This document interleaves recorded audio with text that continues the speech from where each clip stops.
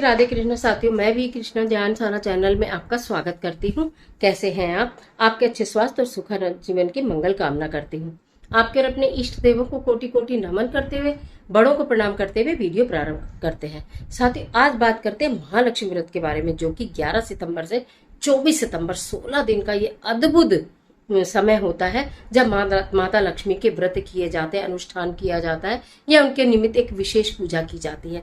गणेश चतुर्थी के 4 दिन बाद ये पूजा प्रारंभ होती है। इसकी संक्षिप्त विधि आपको मैं बताऊंगी। आप व्रत करें तो कैसे करें और व्रत ना करें तो किस प्रकार करें। कहते हैं महालक्ष्मी का व्रत धारण करने वाली महिलाओं को कभी जीवन में आर्थिक समस्या का सामना नहीं करना पड़ता है। माता लक्ष्मी की कृपा उनके ऊपर सदैव बनी रहती है। लेकिन व्रत नहीं भी रख पाए तो भी हम किस प्रकार पूजा करके माता लक्ष्मी को मना सकते हैं, अपने घर में स्थायी वास उनका करवा सकते हैं। आज की वीडियो में यही जानकारी लेकर मैं आपके बीच में, चलिए झटपट वीडियो प्रारंभ कर लेते हैं। लेकिन उससे पहले चैनल पर नए आए हैं तो चैनल को सब्सक्राइब जरूर करिएगा और बेल आइकन का बटन भी प्रेस करिएगा, जिससे आने वाली वीडियोस का नोटिफिकेशन आपको मिले सबसे पहले।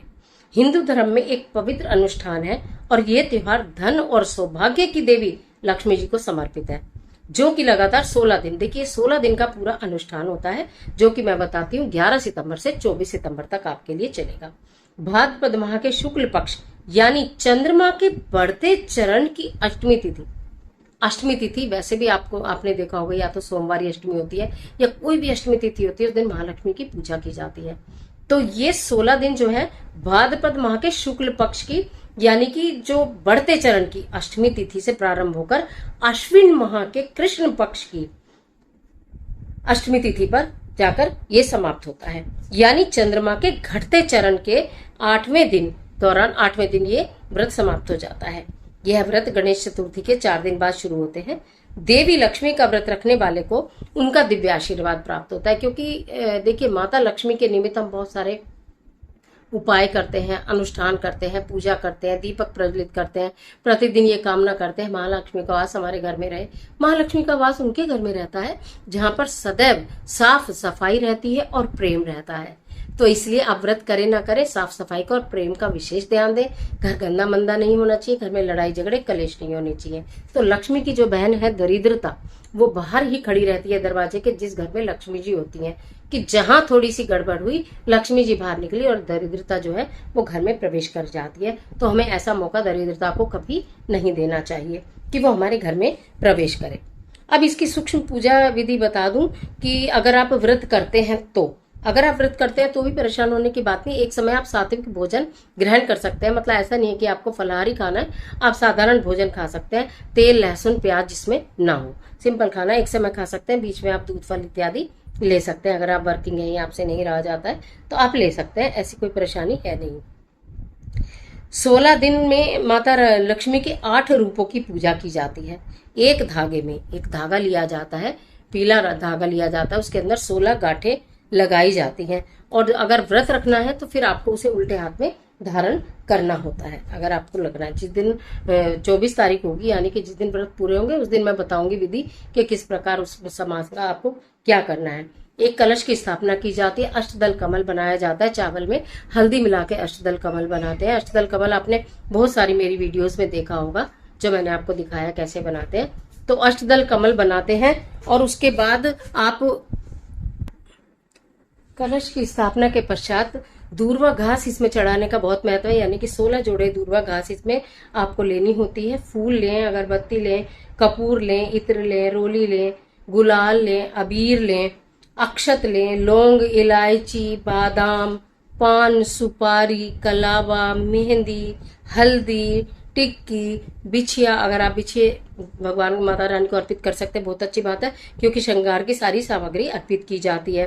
वस्त्र यानी कि चुन्नी आप पहना सकते हैं, मौसम का कोई फल ले सकते हैं, मेवे ले सकते हैं। इस प्रकार की जो पूजा की सामग्री, सरल सामग्री जो आपके अपने घर के मंदिर में ही होगी, वो मैंने आपको बताई है। फूल फल आप लेकर आ जाइएगा। ब्रह्म मुहूर्त में व्रती को उठना होता है, साफ सुथरे वस्त्र धारण करने होते हैं। जहां पर आपने महालक्ष्मी की मूर्ति की स्थापना की है, प्रतिदिन उन्हें अगर पंचामृत से स्नान ना करा पाए तो आप गंगा जल छिड़क कर भी उनकी पूजा कर सकते हैं। सिंदूर कुमकुम आदि लगा सकते हैं, धूप दीप जला सकते हैं, फूलों की माला पहना सकते हैं। नहीं तो एक गुलाब का फूल प्रतिदिन आप अर्पित करें। श्रृंगार की सामग्री पहले दिन अर्पित कर दें या हर दिन एक एक करके भी आप अर्पित कर सकते हैं। एक पान में 1 जोड़ा लौंग, 1 बताशा और 1 रुपया और 1 छोटी इलायची। देखिए इस पान के को आप समझ लीजिए, जो मैं आपको बताना चाह रही हूँ। एक पान का पत्ता लेकर आइएगा साफ सुथरा डंडी वाला, उसमें 1 लौंग का जोड़ा रखिएगा, 1 बताशा रखिएगा, 1 रुपए का सिक्का और 1 छोटी इलायची रखिएगा। उसे फोल्ड करिएगा और उसमें लौंग लगा दीजिएगा फोल्ड करके, और वो माता लक्ष्मी के समक्ष आप पहले ही दिन अर्पित कर देंगे, पहले ही दिन, और वो पूरे 16 दिन रखा रहेगा। उसके बाद मैं बताऊंगी कि आपको उसको क्या करना है। भोग लगाइए माता लक्ष्मी को, जो भी आप नित्य प्रति लगाना चाहते हैं, मेवे का लगाना चाहते हैं, फल का लगाना चाहते हैं, जो भी भोग आप लगाना चाहते हैं वो लगाइए। और हाँ, प्रतिदिन महालक्ष्मी व्रत की कथा पढ़ना या सुनना अति अनिवार्य होता है। महालक्ष्मी व्रत की कथा आपको चैनल पर उसी दिन मिल जाएगी जिस दिन से ये कथा व्रत प्रारंभ होंगे, यानी कि 11 तारीख को। और उसके बाद माता लक्ष्मी की आरती करें, अपनी मनोकामना पूर्ति की प्रार्थना करें।